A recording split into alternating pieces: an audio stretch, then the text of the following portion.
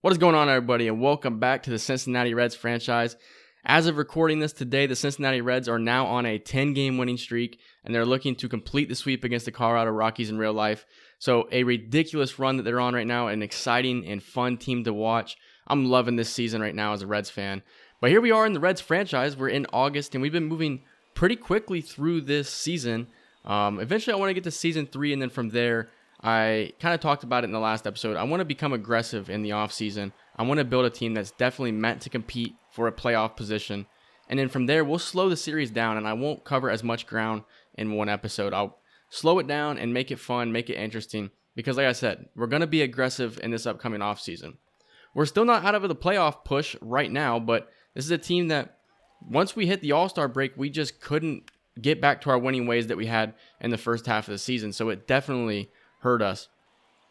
Right now we're focused on Nick Lodolo, as pretty much this entire episode is going to be focused around players who really their future as a Red kind of hangs in the air because they haven't really performed the way we've wanted them to perform this year. Nick Lodolo really hasn't performed well in either of the 2 years that we've had in this franchise, and because of that, his future in Cincinnati is kind of undecided at this point.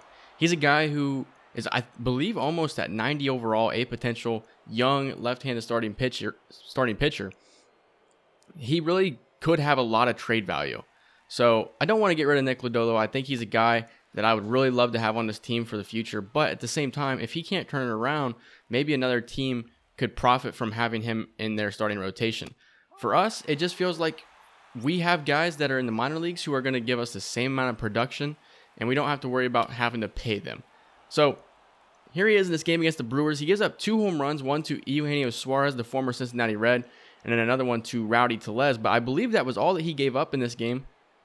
He finished with 10 strikeouts and really had a great outing.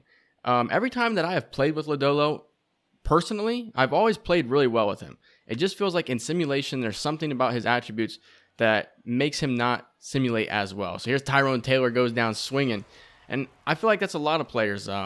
Heriberto Hernandez, I guess, I was about to say that he's one of those players that I play well with, but in simulation, Heriberto Hernandez has been really good. As Colton Wong goes down swinging, and here is Terang who goes down swinging as well. As here is William Contreras going down swinging. So 5-2 the score now, as Nick Lodolo is an out away from going through 6 innings, and he gets Adames looking, so strike 3 for Nick Lodolo. He goes through 6 innings. And here's Rowdy Tellez, who hit a home run off of him earlier in the game, and he goes down swinging another strikeout for Nick Lodolo. So we're focusing on Lodolo, and I think he's pitching really well. Allowed the 2 home runs, but other than that, it's been nothing for the Brewers. As Suarez goes down swinging, another strikeout for Lodolo. Like I said, he finished with 10 on the day. As here's Tyrone Taylor, he's 0 for 2, 1-1 count, and Taylor will hit this one on the ground to Elly De La Cruz. We had 13 hits on the day. Lodolo gets his 7th win of the year. Alex Reyes picks up the save. And a couple guys had 2 hits. Encarnacion Strand with 2 hits. Jesse Winker with 2 hits. Fairchild with 2 hits. Fraley and Winker had 2 home runs. And then Nick Lodolo, like we said, 7 innings pitched, 2 earned, 10 strikeouts, only allowed 3 hits. So 2 of his 3 hits were home runs allowed. And then our bullpen really kind of almost choked the game away, as we're going to split the series against the Brewers as they win the finale. And here we are against the Arizona Diamondbacks, and we defeat them 3-2. So a lot of close games we're playing in right now. We're only 8 back of 500, so we can get hot at the right time, and we could still be a playoff potential team. As looking at it here, Jake Fraley with another home run. Justin Dunn, 8 2/3, allowing 2 earned, 6 strikeouts. So I've actually been impressed with Justin Dunn. 4.3 ERA is not the greatest, but here's Cam Collier. He is really struggling at the AAA level. Now, like I said, this is going to be an episode kind of focused on players who the future we don't know about. Cam Collier at 19 years old, the potential is now down to B. At one point, it was at A. And it feels like his hitting attributes are just not improving at all. And then Noelvi Marte is another guy who, in the last episode I talked about it, I was very close to moving on from Noelvi Marte and doing a potential prospect swap with the team. He has not been good for us down at the minor league level. He really hasn't done anything. 1 home run in 319 at-bats down at the AAA level. That's not good. With a 207 average, a 271 on base, and then his OPS is a 543. He's just not been good. So I wanted to focus on Cam Collier, who is up at the AAA level, and I wanted to focus on Noelvi Marte. Collier is one of those guys that if he can develop his hitting the way we would hope, he's going to be a really good player for us. He can play third and first, and potentially could probably play a corner outfield spot as well. But for right now, he is primarily playing third base at the AAA and earlier at the AA level. But his hitting just hasn't come around like I've mentioned. He is a big guy. He has potential to be one of those guys that sees his power numbers up in the 80s, potentially 90s. But they just have not improved no matter what kind of training we do. So that's why I think the future is not really clear with Cam Collier. Here's Noelvi Marte. He's batting 204 as he goes down swinging. The thing with Noelvi Marte is I think that in real life, he's got potential to be a really good prospect. Here in this game, he also has not improved his hitting at all. He's got a real slow swing.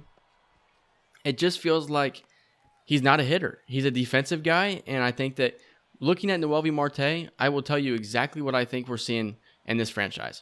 We're seeing another Jose Barrero. That's exactly what I think we're seeing. We're seeing somebody who was supposed to be so electrifying. They're supposed to have this big bat. They're supposed to play amazing defense, and they play mediocre defense, and their hitting is very bad. As I would do a power swing here on the 2-0 count changeup, and I would crank it to the wall, but I'm trying to get a double here, and he is actually thrown out trying to slide in a second. But, like I said, I think Noelvi Marte in this franchise is another Jose Barrero, and that's where I kind of get worried. I'm like, I don't want him to become that, because if he does, then we're going to get nothing in return if he doesn't play well. So if we're going to trade him, we're going to have to trade him while his value is still high. And I think that's something we might do in the offseason. I don't want to actually be forced 100% that I'm going to trade him, but we will see. Here we are in the contract extensions. I thought about this one for a while. 349 at-bats, batting 309 is Jonathan India.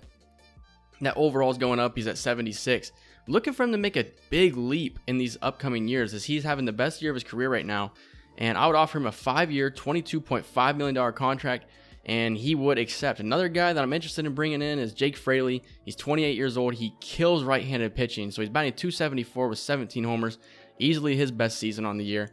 You don't want to pay somebody who's a platoon player that much money, but I do think that he is really good. You look at the ISO at 235. He's actually had a 200 or plus ISO, and every year he's been a Red. I just think that we don't necessarily want him long-term, but I think something like a 3-year, $14 million deal for Jake Fraley is perfect. Like I said, you don't want to give somebody huge money if they're just going to be a platoon player, because he's not going to face left-handed pitching, but he has been that good for us this year. And even though he's not getting 100% of the at-bats out in left field, he still has 17 homers, and he's still raking. Rake Fraley is for real. So here we are. We're 9 games back of 500.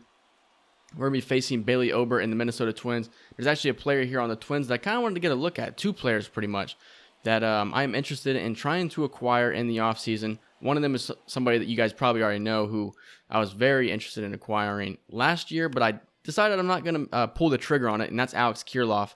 And then I've decided if we don't want to go after Alex Kirilloff, we can go after Jose Miranda. So one of those 2 players are somebody that I want to try and acquire in the offseason through a trade. So we will see. I kind of want to build a team, kind of how like the Padres built their team, kind of how the Texas Rangers have built their team. You kind of got this core, but in the offseason, you become aggressive and you try and bring in guys that make your team better. I think the Rangers are a better example right now because they're actually performing very good in real life. And I think it starts with we need to get ourselves a solid first baseman who can play that position, and we don't have to have a bunch of utility guys play there. As Heriberto Hernandez is out, and right here he catches the very first out here on the bottom half of the first. Nick Gordon batting 305. Graham Ashcraft on the mound. So, like I said, this episode is focusing on guys who we don't know what the future holds for them. So Graham Ashcraft is another one. He pitched pretty well last season. This season, the complete opposite. And so it feels like, what's the future with Graham Ashcraft? As Fairchild couldn't find a ball out there in center field, so Carlos Correa would get a triple here. But what's the future with Graham Ashcraft? Is he a guy that we want to keep around on this team? Can he improve?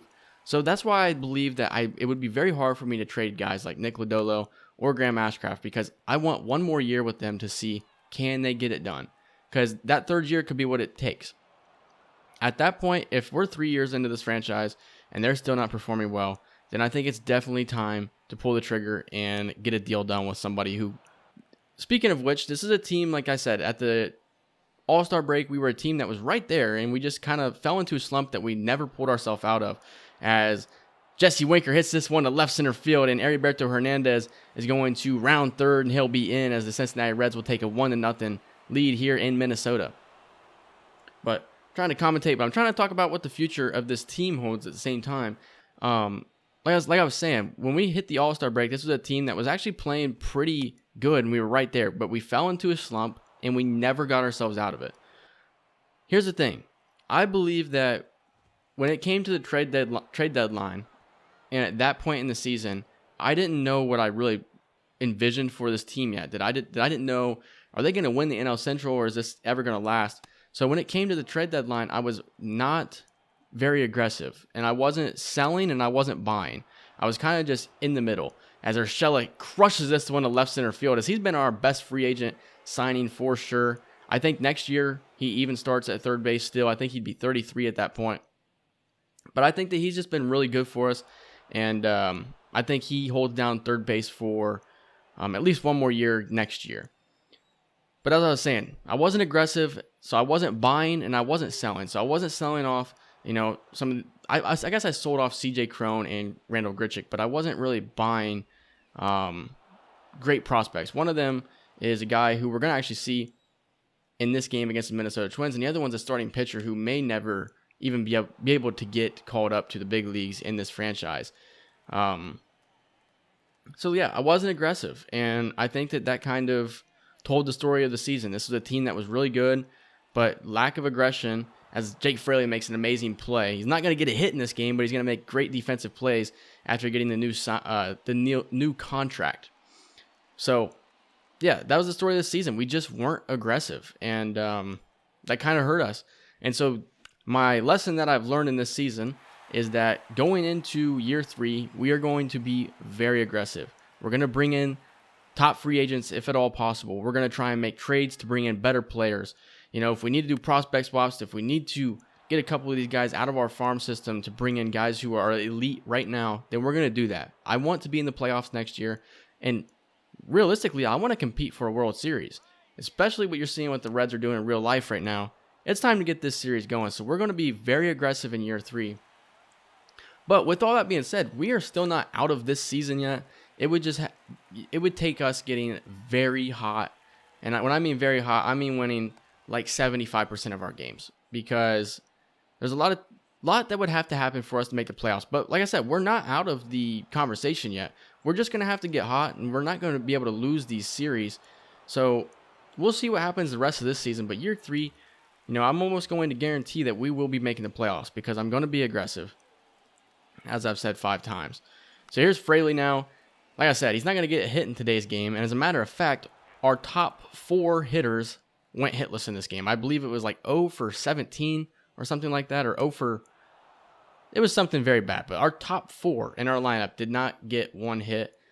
2 of them were guys that just got new contract extensions, so that's interesting. As here's Graham Ashcraft still working into the 7th, as he would complete 7 scoreless innings of work. Here's Jose Miranda. He's 0 for 2 on the day, and he would go down swinging to in the 7th. What an outing from Graham Ashcraft. He's another guy that when I play with, he's really good. Here's Elly De La Cruz, 0 for 3 on the day, but he would walk here in the 8th inning. And when he gets on base, he's got that speed, 92 speed, and he's in there with ease. Elly De La Cruz is the first guy that we gave that kind of monster contract, not in the sense of a lot of money, but kind of what the Braves do. It's a dangerous thing to do because you don't know if the guy will actually pan out, but I was willing to risk it because Elly De La Cruz is my favorite player in baseball right now, and even if I can't perform well with him in the game, I'm still going to have him around. So speaking of the guy that we got at the trade deadline, Jonathan Hernandez from the Texas Rangers, as a matter of fact, we sent them CJ Cron and received Jonathan Hernandez in return. I think he's young, he's got B potential, so I felt like he could be a very good reliever for us, as Will Myers the former Cincinnati Red, who just got waived by the Reds in real life, or I guess DFA'd in real life by the Reds, hits a solo shot, his second of the year. He's not having a great year for Minnesota. But Hernandez would bounce back, as that would be the only run that he allowed, kind of spoiling things, but this is kind of a anticlimactic finish here as Byron Buxton is at the plate. There's ball 2, ball 3, 3-2 count. Down to their last strike, and the first base umpire says he went around, so the Cincinnati Reds will pick up the win 5-1. As every time I play with these guys, I actually perform very well with them. It just so happens to be in simulation they have struggled, and because of their struggles, we're a team that really doesn't feel like it's very likely that we'll be making the playoffs, but we could still make a push, as I've said earlier. As now I wanted to kind of simulate. I didn't know where I wanted to stop the simulating. I didn't know, did I want to stop it here or after the Rockies Rockies series, I should say. And so it was kind of a hard decision to make, because did I want to slow the series down now, or did I want to just get through the rest of this season? So I kept simulating as we are going to lose another game 1-0. So it just felt like the offense just not showing up in that game, as now we head into a series against the Mariners. We've lost 3 in a row now. Make that 4 in a row. And then here we are with a chance to win. Make that 5 losses in a row for us. So just tragic. Right now we're sitting at 7.5 games back of the wild card. And at this point we're 13 games back of 500. And now the season is just slipping out of our fingers. It's just terrible. It's been a very bad season. That's 6 losses in a row now up to this point. As hopefully we can split the series against the Royals. We do, as we win 6-5. And now we're heading into a series against the hottest team in baseball, 92-36. So good luck on this one. I don't know if we'll get a victory at all, as we did. So we do pick up a victory against the Dodgers, 2-1. Very good pitching day for us. And then we will lose the second game. And from there, I think that's where I'm comfortable finishing off this episode. I think we have probably 2 more episodes left in this season. We'll have a finale episode, and then we'll have an episode in between this one and the finale episode. We're 7 games back of the wild card. We can still get hot. Is it very likely we're going to make the playoffs? Probably not. But this season's been fun, but at the same time, I felt like I wasn't aggressive enough, and I started moving the season along way too quickly. And because of that, the team fell into a slump that we were never able to get out of. So with that being said, we got a little bit longer left in this season. If we make the playoffs, then that'd be crazy. We'd be very hot going into the playoffs. But if we don't make the playoffs, you can look forward to season 3. And in that season, that off season heading into season 3, we are going to become very aggressive. We're going to be trying to put a team on the field that can win playoff series.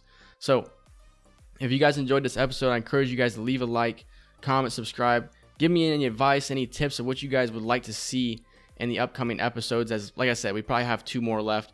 And then from there, we'll get into season 3. So if you guys enjoyed it, like I said, leave a like, comment, subscribe, and I'll see you guys in the next video. See ya.